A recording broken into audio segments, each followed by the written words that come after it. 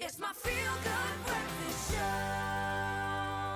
Welcome back to your feel-good breakfast show, Expresso on SABC3. Now, we're very privileged this morning to be joined by Zelda la Grange, who's the author of Good Morning, Mr. Mandela, a book that is making waves all around the world. A touching story of her 19 years of service to one of the greatest men of our times. And I think one that really shows that no matter who you are out there, you have the power to change. Now, Zelda, we all appreciate Madiba's efforts and what he did for our country and what he sacrificed. But I think what we don't realize is how much sacrifice he had to make from a family point of view, because he didn't get to spend much time with his children, and you got to see that. How would you deliver that account of his life? Well, I wasn't part of the first part of his life, obviously, but I saw the effects of it later on. You know, he really missed spending time with his small grandchildren.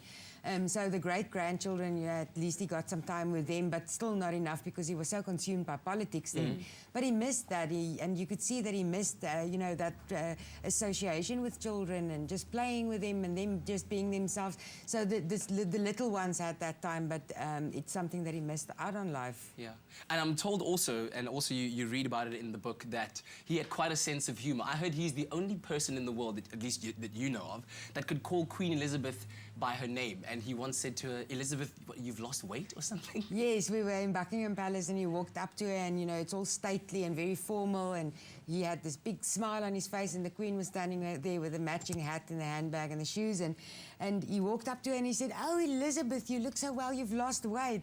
And the Queen just broke out laughing, There's nothing you can say to that. And later on, Mrs. Michelle actually said, "But Madiba, you can't call her Elizabeth." And he said, "Why not? She calls me Nelson." There we go. Exactly. There we go. Now, tell me about the moment when you introduced your parents. I understand you introduced your parents to Madiba. What happened in that moment? They were, obviously, by then, they knew how much I liked him and how committed I was to the job. So it was a very moving experience for them as well. And, it's not only my life that's changed through this experience, it's also my parents and their friends. It had this ripple effect. But it was great to see them interacting with him. I mean, they are the people that also so strongly believed in apartheid, like I did those years. And his kindness, the same with me, his kindness and his interest in them just destroyed their defences as well. Wow. And at the end of the day, when South Africans go out and pick up this book, and by the way, there are book signings happening at Exclusive Books in Mandela on the 23rd of August, and then also in Cape Town at the Table Bay Hotel on the 30th of August. When we do pick up this book and read it, what is the overwhelming message that you'd like people to get from this? It's really, I don't try to change people through this book. I really want people to share the person that I knew. I want to share that person with the rest of the world. But then, as you said earlier, if I could change, if I could go through this change, if it's only dedication, loyalty and commitment that opened up this world to me, imagine what young people could do if they had skill, ability and education, in addition to that, dedication and loyalty that I expressed. Yeah. So that's really what I want. I want people to think deeper about things in South Africa, not just to accept everything for face value, because that's what apartheid was. Yeah. And I hope to share those stories with people and bring about some different thinking with people. Yeah. And after having travelled the world with Tata Madiba, spending 19 years with him, what would you say is the one most important life lesson that you will always remember that he taught you, either through words or through action? What would you say that is? The way you approach a person will determine how that person treats you.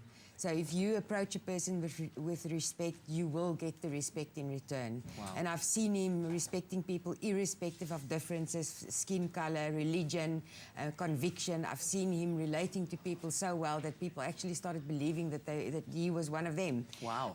So that's the effect of respect, and we need to go back and remember this is what this man was all about. Indeed. Thank you very much for joining us this morning. We really do appreciate it. Thanks, Katlego. Thanks for having me. The book is called Good Morning, Mr. Mandela, or Goeiemorgen, Meneer Mandela.